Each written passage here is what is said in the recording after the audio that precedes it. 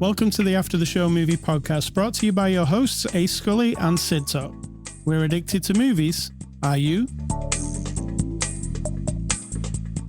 Happy Movie Saturday. What was that declared an actual holiday now? Yeah. Yes. Since someone declared we don't need as many holidays. Yeah, we need a lot of holidays. Movie Saturday. Everybody should watch a movie on a Saturday. I mean, come on. Not everybody likes movies. Get over yourself. And this is not the before the after the show discussion. That was very limited. You did your thing. I did mine. I put some bread in some pans to rise. I moved some plants out of the bazillion degree sun. Today I've been very productive, you see. I've been gardening. I call it yardening. Also baking bread. Doing this podcast. Watching a movie. Making some cookbooks. What have you done? Me? I've watched this movie. I've set up a podcast. True that. I'm here to do a podcast. Fair enough. Don't diss me. All right, it is Saturday, June the 21st. This is After the Show, your weekly movie review podcast. And on episode 896, we're looking at a new movie called The Amateur. It's a 2025 release, out now on streaming. It's a rated PG-13. Its runtime is 2 hours and 2 minutes, and it's from 20th Century Studios, who sent us a copy for review. Sid Talk, can you give us the synopsis of the movie, The Amateur? Yeah. Guy suffers a loss, and then he kicks into like, I've got special skills, but I don't have special skills yet kind of mode. So it's a revenge flick and possibly an origin story. All right. Is that fair? Is that on the box? On the box says, when his supervisors at the CIA refuse to take action after his wife is killed in a terrorist attack, a decoder takes matters into his own hands. Okay, that's fair. And it's also I was going to say a sequel, not a sequel, a remake of true. A movie from the 80s called The Amateur. Okay. So I'd never seen the original. You'd never seen the original. Correct. So it's irrelevant in this conversation. Correct. Sito, what did you think of The Amateur? I enjoyed it. I like Rami Malek. And so there's a lot of Rami. Rami? Is that how you say his name?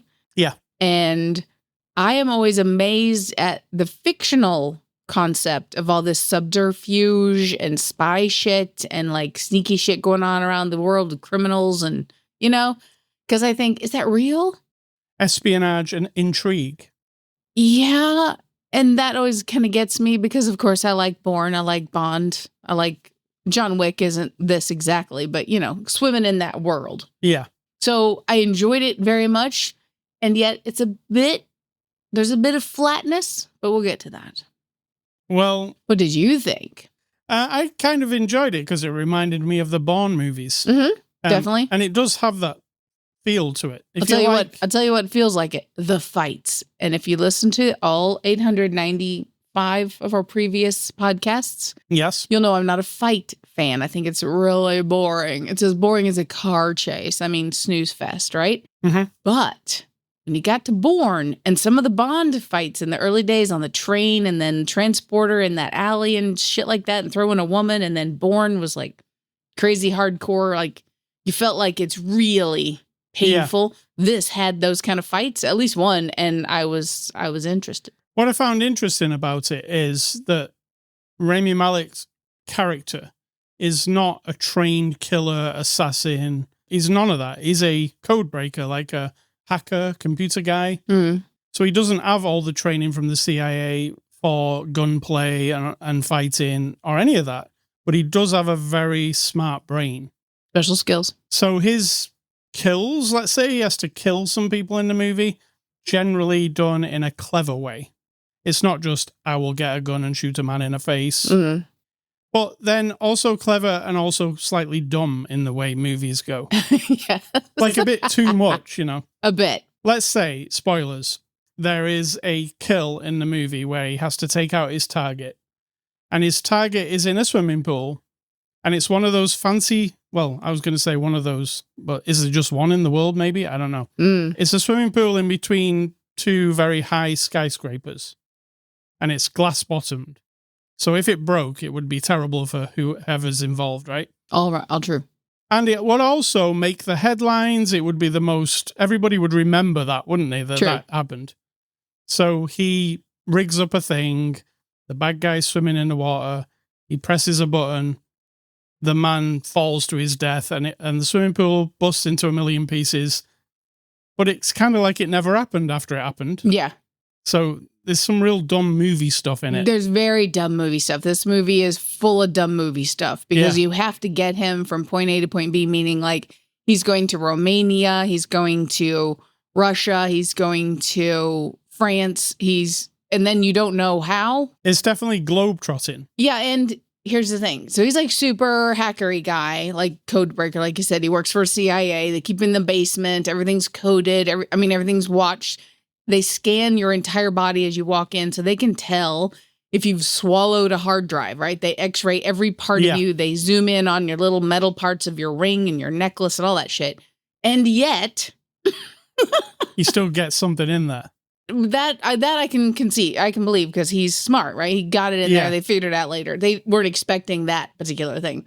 But every time he opens his laptop or his phone, and this pissed me off more than anything, there's fucking nothing. There's no code he has to do. There's no sign in. There's no fingerprint. And when he took her phone, this other lady who was also like a spy, not a spy, but, double agent-y something.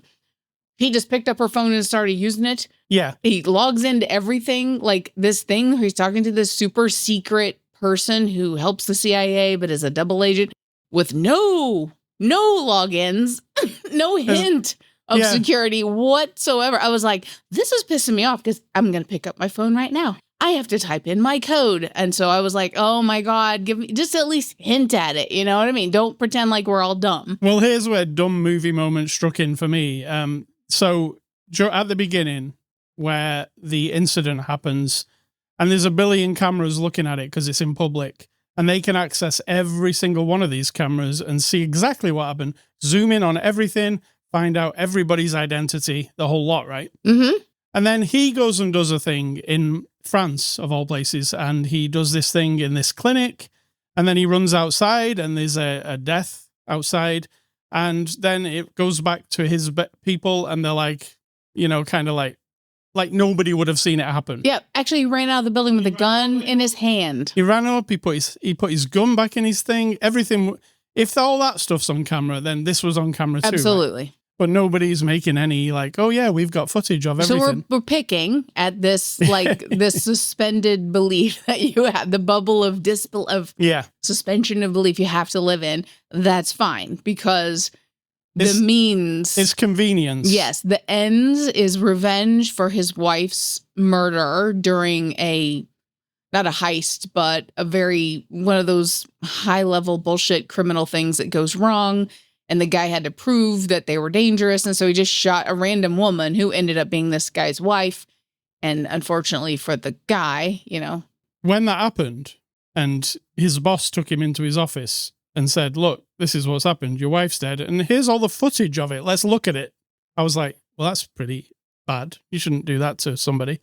But in my mind, I was thinking at that point, that his wife isn't actually dead. And this is all I thought that from the very beginning. I thought it was some kind of exercise to test him. Or... You know why? Because we never see her body, ever. And we don't see her get killed. And we are being convinced that, and this comes true later in the movie, right? This is one of the things. I'm like, all of this could be fake. All they're showing him are news clips.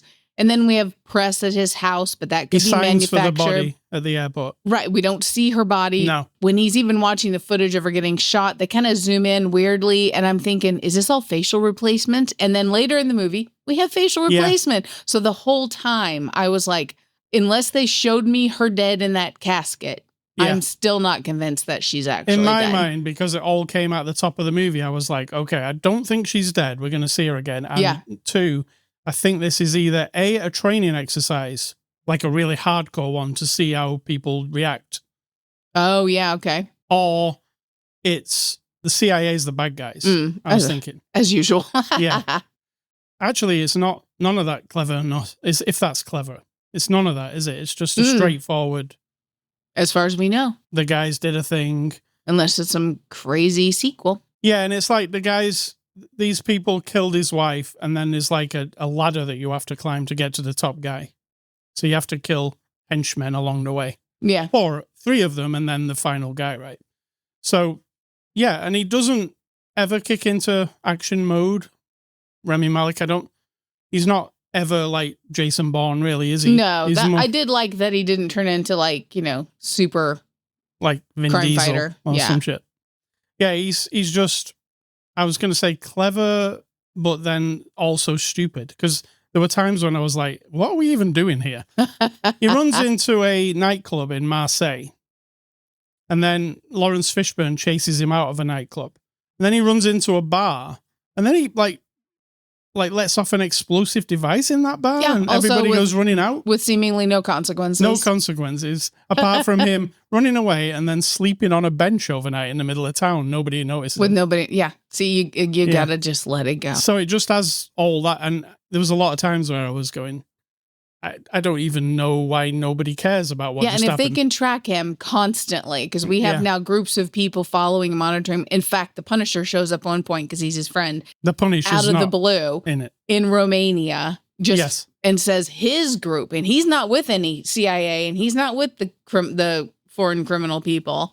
He's with some other quiet little group, right? And they've spotted him, and he's shown up to track him down and try to talk him down or whatever. So it's like there's it's a series of convenient events. But if we can believe in Bond, and we can believe in Bourne, where Bourne tries, I think, to stretch the plausibility just a bit further, then we have to give this guy, Charlie, the benefit of the doubt.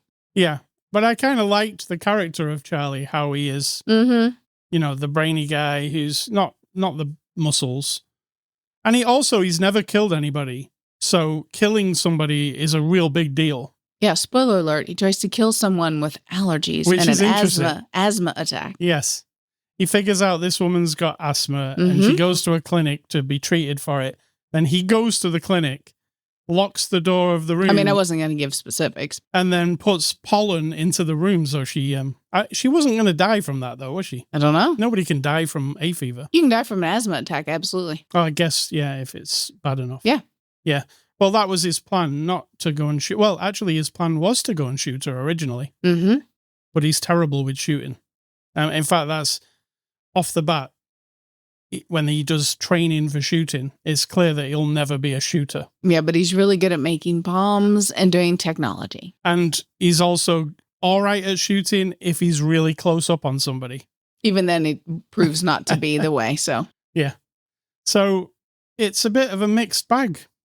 I enjoyed it, though. And it's gorgeous. There's a lot of really nice cinematography. Yeah.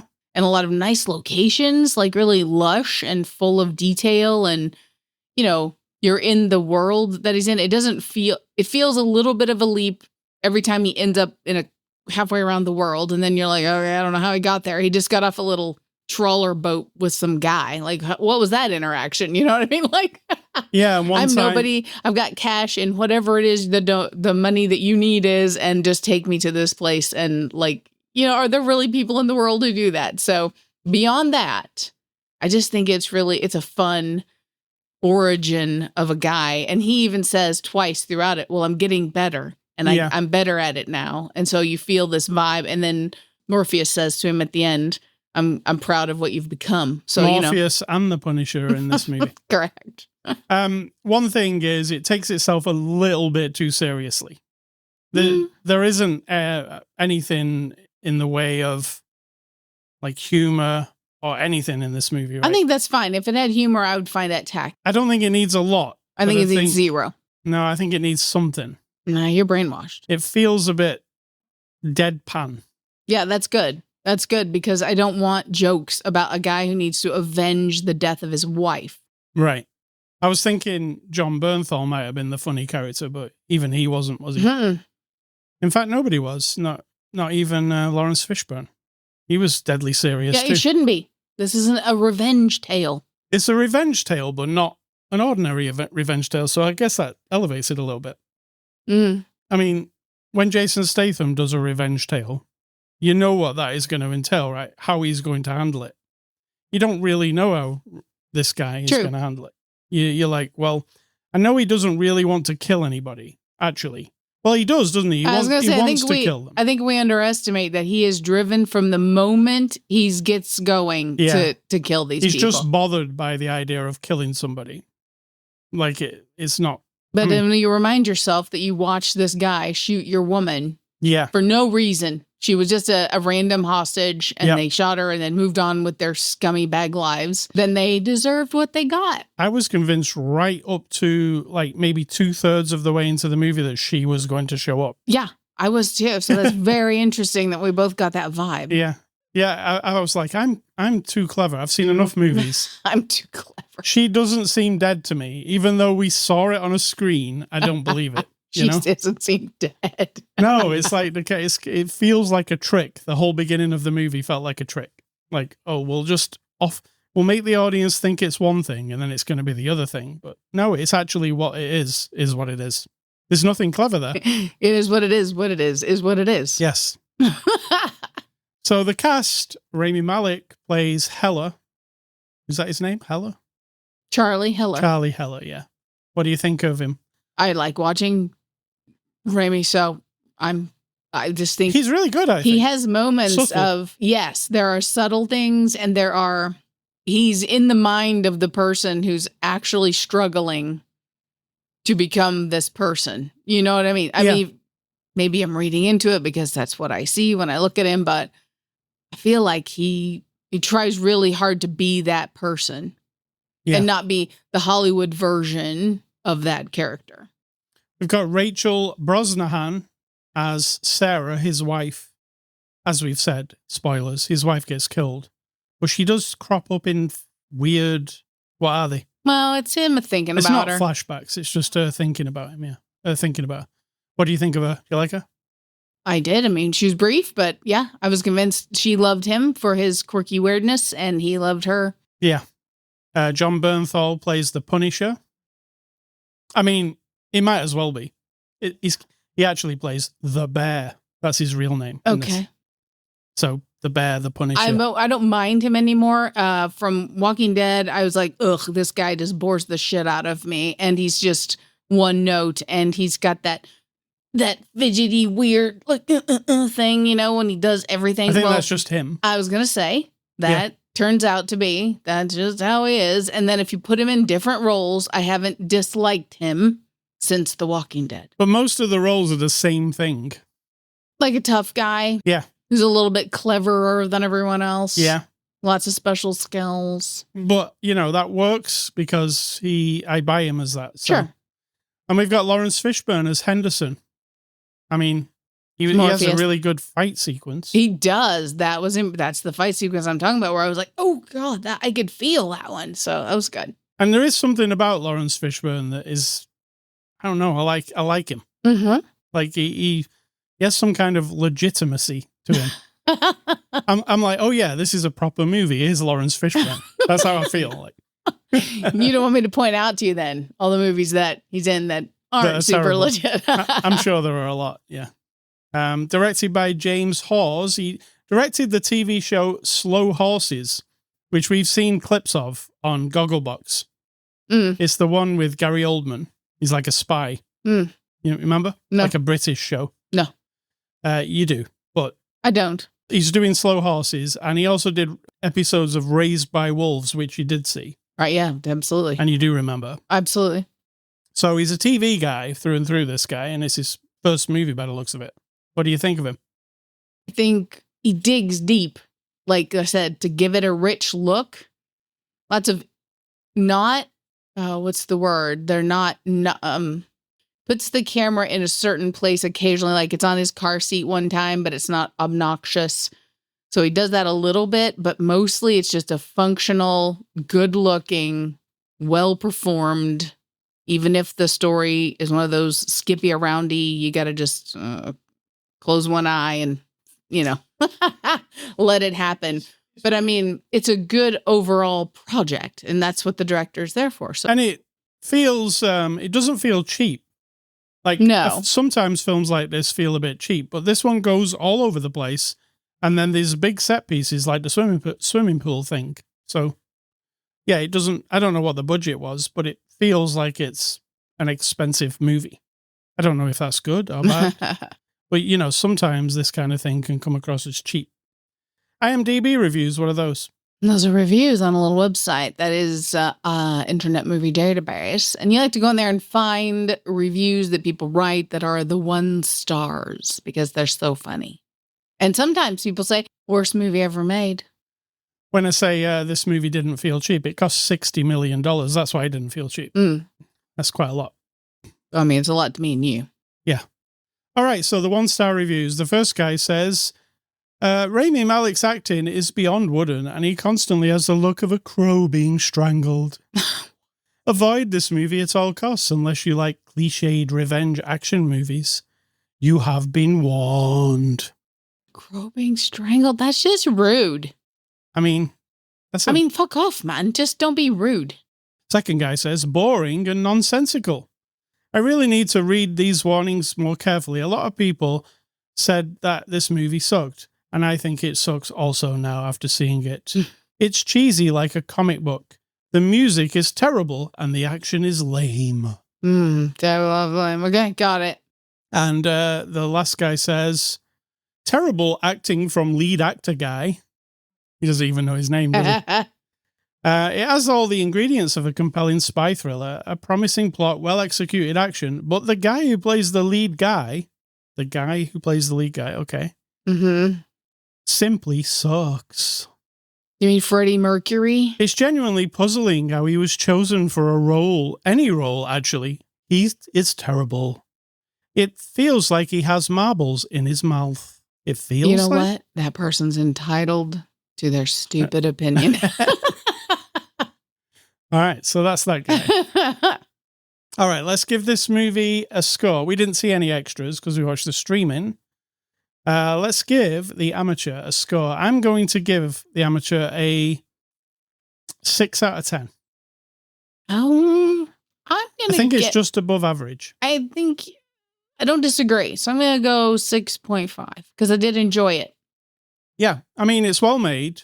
You're not going to be like, oh my God, I'm blown away. No. But it is entertaining. Absolutely. Yeah, so, you know, there's merit to that type of film. Yes. So thank you to 20th Century Studios. Next week, we're going to look at the new Marvel blockbuster Thunderbolts with, Thunderbolts. You know it. Do you know it? Thunderbolts. It's the new Marvel movie. No. It's got the Black Widow and all those people. Not the Black Widow. You know what I'm saying. Florence Pugh. Black Widow's sister. Yes. Okay. All right, movie recommendations. I am going off Rami Malek, actually. I'm going to give you... This movie reminded me of Bourne, so I'm going to remind you of the Bourne movies. Okay. The first Bourne movie, I saw a clip from it the other day, and it is so shaky cam, I don't think I could watch it. Yeah, that sounds like I wouldn't be able to It's either. like... It's that era's shaky cam where everything is moving at all times. What a shame. And I was like, I don't even remember it being like that, but I guess there was a lot of stuff like that at the time, so you kind of got immune to it a little bit. So, yeah, but I'll still remind you that the Bond movies are good movies. And Spectre, which Rami Malek, it's a Bond movie where he played the bad guy, and he was really good as the bad guy. True that. And my recommendations... I was going to say you don't remember, do you? Not barely. I only hold in my head what needs to be in there. Ask me about every episode of Bob's Burgers. I'll tell you something. But no.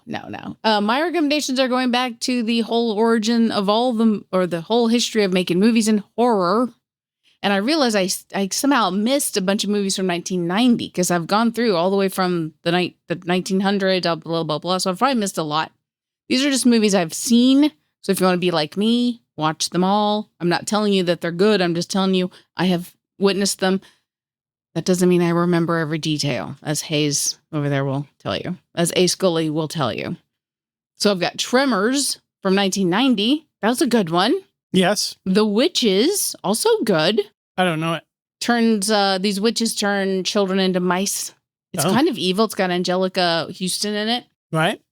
Tales from the Dark Side, the movie, which was probably cheesy and crappy, like the Creepshow movie and like the Twilight Zone movie, but it exists. And then we have Child's Play 2, which I think I've referred to Child's Play 3 already from the future past, and Nightbreed, which of course we see on whatever channel it's on many times. I do like Nightbreed. I do too. I got into it once early. It had just started.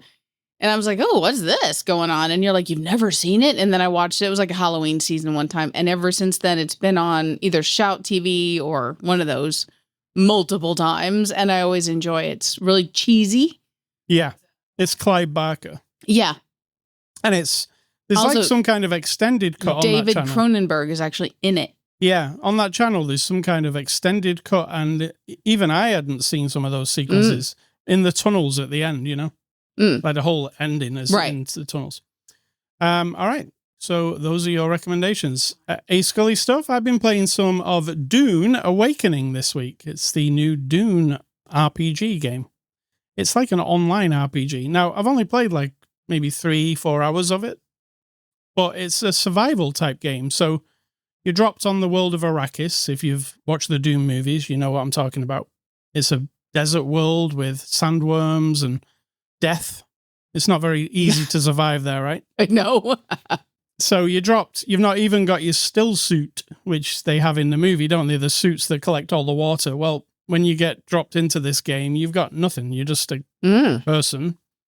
And you're got to survive. You've got to get yourself water. You've got to find something to wear. You've got to figure out what's going on this planet. You've got this mission that you've got to do.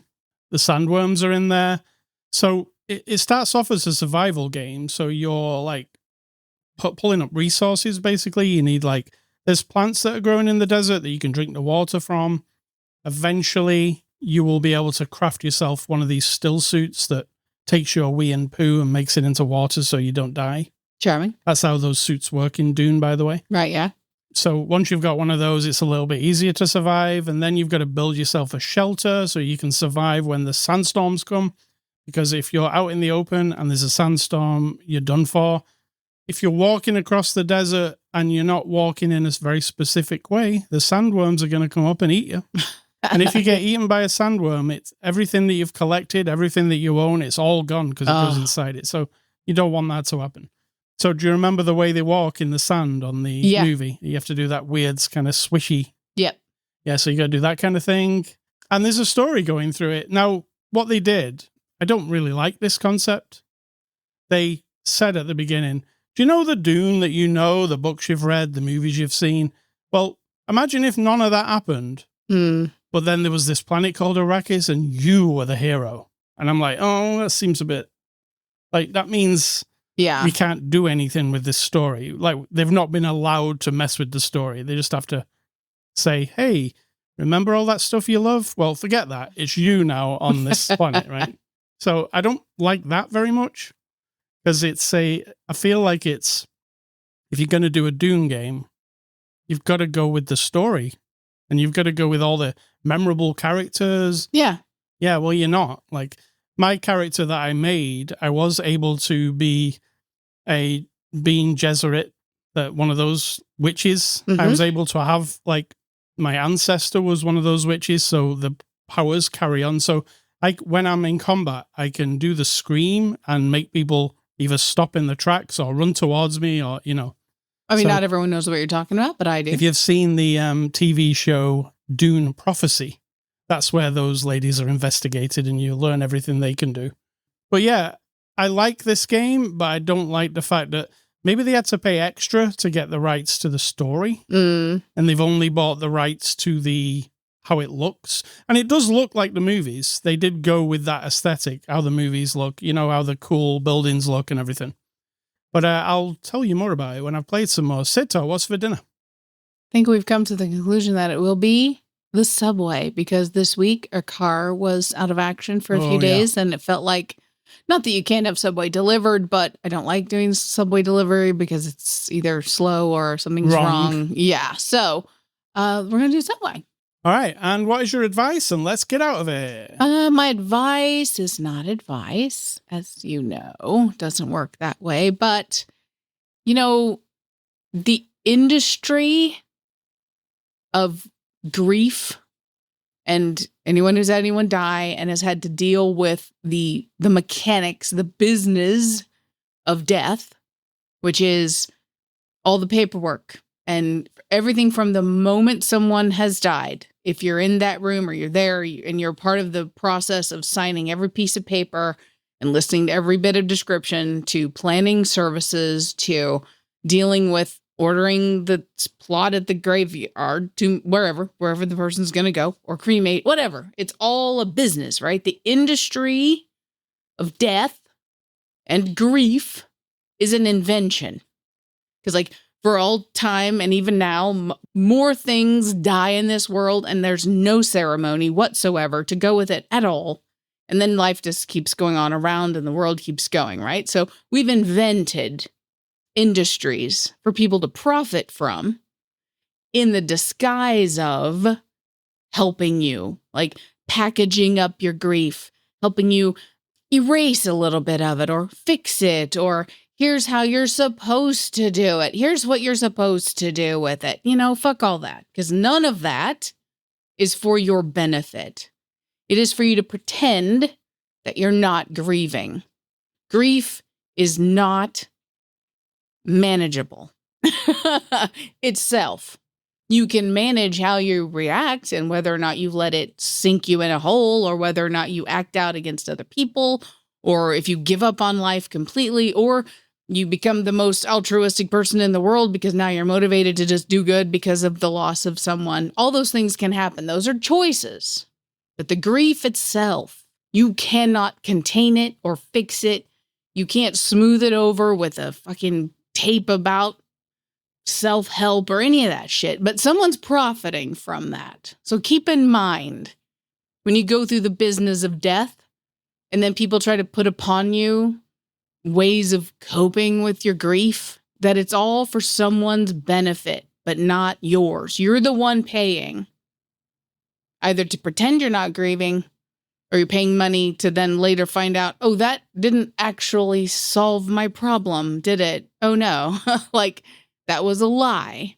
And so it really irritates me. The business of death, I kind of get as humans. There's a lot of us. There's 8 billion of us to manage death, as in literally dead bodies, and being able to manage that in a way that is, not harmful to everyone else. I get that part. I get it. There's a lot of layers that are added on because somebody somewhere decided they want to make a profit, because they said, oh, rubbing their hands together and twirling their mustache.